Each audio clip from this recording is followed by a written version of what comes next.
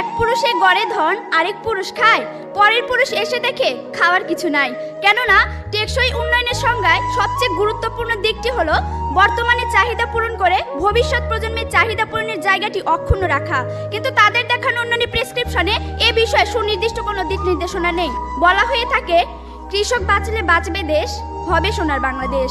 মাননীয় মডারেটর, এখনো দেশের অধিকাংশ মানুষ কৃষিকে আঁকড়ে ধরে জীবিকা নির্বাহ করছে। কিন্তু কথা হলো, দেশের এই সিংহভাগ কৃষিজীবী মানুষকে মানসম্মত শিক্ষায় শিক্ষিত ও কৃষিজ্ঞানে প্রশিক্ষিত করে গড়ে তুলতে না পারলে একদিকে যেমন কৃষি উৎপাদন বৃদ্ধি করা সম্ভব হবে না, অন্যদিকে অপরিকল্পিতভাবে রাসায়নিক সার ও কীটনাশক ব্যবহার করায় প্রাকৃতিক পরিবেশ ও জীববৈচিত্র্য চরমভাবে ধ্বংস হয়ে যাবে, যা টেকসই উন্নয়নে বড় বাধা। তাই আমাদের বক্তব্য হলো, মাননীয় মডারেটর, কৃষিজ উৎপাদন বৃদ্ধি ও প্রাকৃতিক বিপর্যয় রোধ করে টেকসই উন্নয়ন নিশ্চিত করতে শিক্ষা খাতে আরও বেশি বিনিয়োগ করে শিক্ষা ব্যবস্থায় কিছু কৃষি বান্ধব পদক্ষেপ গ্রহণ করতে হবে। আর সেই পদক্ষেপগুলো হলো: 1. কৃষি গবেষণায় বরাদ্দ বাড়াতে হবে। 2. কৃষি শিক্ষার প্রসারে আরও বেশি কৃষি বিশ্ববিদ্যালয় স্থাপন করতে হবে। এবং 3. কৃষকদেরকে প্রশিক্ষণের আওতায় এনে প্রশিক্ষিত জনশক্তি হিসেবে গড়ে তুলতে হবে।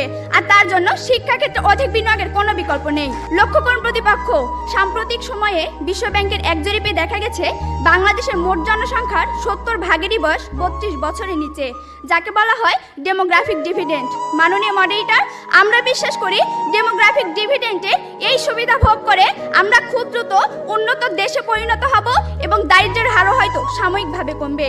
কিন্তু মাননীয় মডারেটর, আমাদের পরবর্তী প্রজন্ম যদি সেই অর্জন ধরে রাখতে না পারে, তাহলে সবকিছু অর্থহীন হয়ে পড়বে, যেমনটি হয়েছে নাইজেরিয়ায়।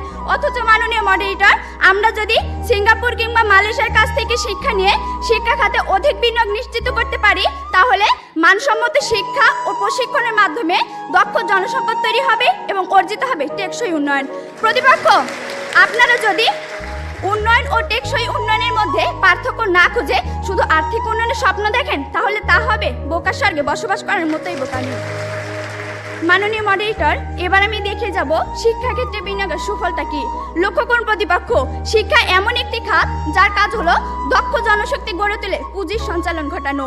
এ প্রসঙ্গে নোবেল বিজয়ী অর্থনীতিবিদ আর্থার শুলজ বলেছেন, প্রাথমিক শিক্ষায় বিনিয়োগ করা সম্পদের সুফল ফেরত আসে 35%, মাধ্যমিক শিক্ষায় 20% এবং উচ্চশিক্ষায় ফেরত আসে 11%। তাছাড়া বিভিন্ন ধরনের বিনিয়োগের মাধ্যমে দক্ষ জনসম্পদ গড়ে তোলা যায়, যাকে বলা হয় রিটার্ন অন ইনভেস্টমেন্ট। মাননীয় মডারেটর, আমাদের দেখানো শিক্ষাক্ষেত্রে বিনিয়োগ যখন বর্তমানের পাশাপাশি ভবিষ্যতের নিরাপত্তা নিশ্চিত করছে, তখন প্রতিপক্ষ কেবল বিতর্কের খাতিরে আমাদের বক্তব্যে বিরোধিতা করছেন। প্রতিপক্ষ, দয়া করে টেকসই উন্নয়নে এমন